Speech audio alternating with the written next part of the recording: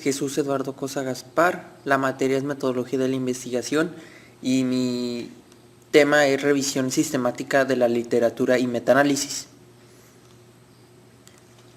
En la primera diapositiva, como podemos ver, ¿qué es la revisión sistemática? Es un análisis estadístico cuantitativo de los resultados de estudios separados que han sido obtenidos y examinados de orígenes diferentes y han conducido a un resumen cuantitativo estadístico de sus resultados. Esto en pocas palabras lo que quiere decir es que se junta información de varios estudios para analizarlo y con esos resultados responder cosas que se desconocen de ese tema. O sea, se recopila la información y se llega a una conclusión en general. En la segunda diapositiva podemos ver la revisión sistemática. Es observacional y retrospectivo. Son parte esencial de la medicina basada de la evidencia por su rigurosa metodología. Algo importante que no puse en la exposición es que en 1970 fue la primera revisión sistemática de literatura. En 1970. 1976, metaanálisis por el Dr. Jean V. Glass, y 1970 sistemática, primera vez en el área sistemática, 1970. En la cuarta diapositiva podemos ver las características de la revisión sistemática. ¿Cuáles serían las características de la revisión sistemática? Son fáciles. Las principales son identificar el problema y determinar la pregunta, búsqueda de estudio, extracción de datos, evaluación de datos, conformación de datos, discutir y concluir hallazgos generales, revisión sistemática y diserminación. ¿Cómo se utiliza una revisión sistemática? ¿Cómo se utiliza una revisión sistemática? Se utilizan cuando existe una pregunta puntual, generalmente relacionada con efectividad clínica, varios estudios primarios y una incertidumbre marcada. Aunque la mayor parte evalúan ensayos clínicos para responder preguntas sobre intervenciones terapéuticas. Eso sería lo de la diapositiva número 5. Diapositiva número 6 veremos de cómo está compuesta la revisión sistemática de la literatura y el metaanálisis. En la diapositiva número 6, como ya lo había mencionado, dice de qué está compuesto. Primero, son 8 puntos. El primero es definir la pregunta de investigación. En la segunda es establecer los objetivos de investigación. En la tercera es búsqueda de otras fuentes. Es buscar otras fuentes de búsqueda y checar la calidad de la información. 4. Referencias. 5. Evaluar y analizar los artículos. Checar los resultados de la investigación. ¿Qué sería eso? La 6 es aprende a acomodar gráficamente la información. Aprende a organizar gráficamente la información. Que sería el punto número 6. Pero más explicado es acomodar la información por importancia, jerárquicamente. El punto número 7 sería argumentación crítica de los resultados, que es revisar de nuevo los resultados de las publicaciones. Y el punto número 8 sería determinar si hay errores en la publicación. En el punto número 8 específicamente viene conclusión y resumen de la investigación, pero es determinar si hay errores o sesgos en la publicación. En la diapositiva número 7 veremos ventajas de la revisión sistemática. Una de las ventajas es reducen incertidumbre.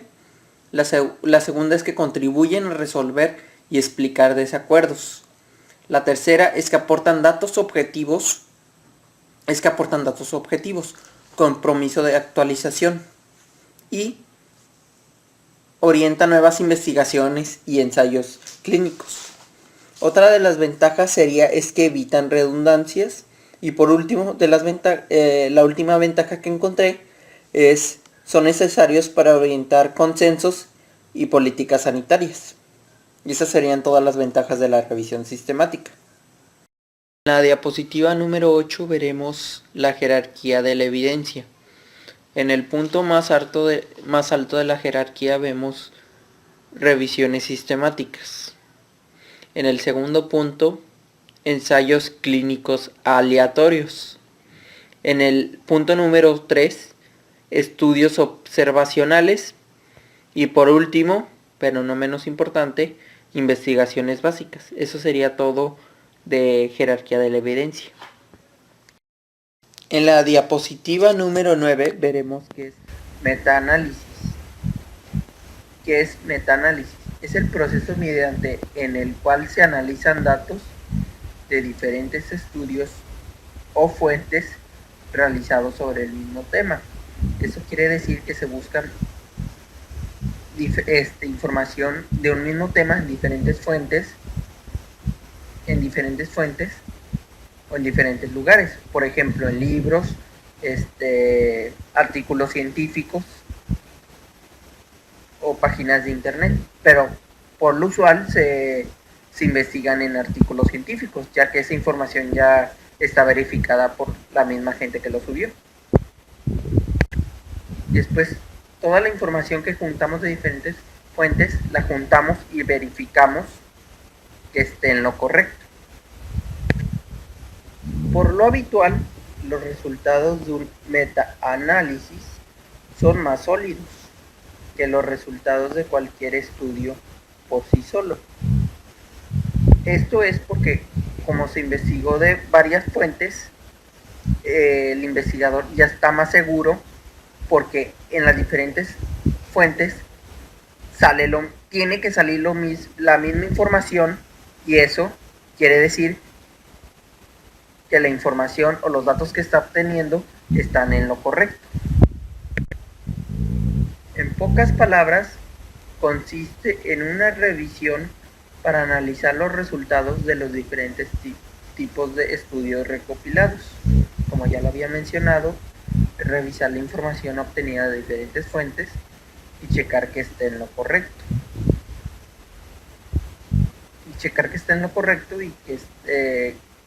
Y verificarlas una y otra vez y checar que estén bien. Hablando un poco más sobre los metaanálisis no deben de sustituir los ensayos clínicos de gran tamaño, ya que los ensayos clínicos de gran tamaño proporcionan una gran cantidad de información muy relevante para la práctica clínica. Cuando se planea un análisis cuantitativo, que son los metaanálisis, aparecen los siguientes puntos. El primer punto del metaanálisis es la formulación de la pregunta. El segundo punto del metaanálisis es la búsqueda de los ensayos clínicos. Es la búsqueda de los ensayos clínicos aleatorizados, que por sus siglas es ESA. En el tercer punto sería la evaluación cualitativa de los ESA.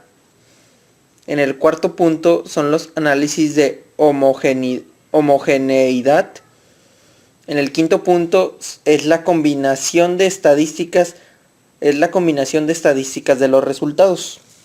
En el punto número 7 sería análisis de sensibilidad. Y el punto número 7 sería la presentación de los resultados. Ya hablando por último del metaanálisis, el metaanálisis es también una guía de toma de decisiones. También es una solución a una incertidumbre no resuelta. Y también es utilizada para evaluar heterogeneidad del estudio y también para estimar el tamaño del efecto del estudio. Esos son puntos muy importantes del metaanálisis. En la diapositiva número 10 tenemos la conclusión de la presentación.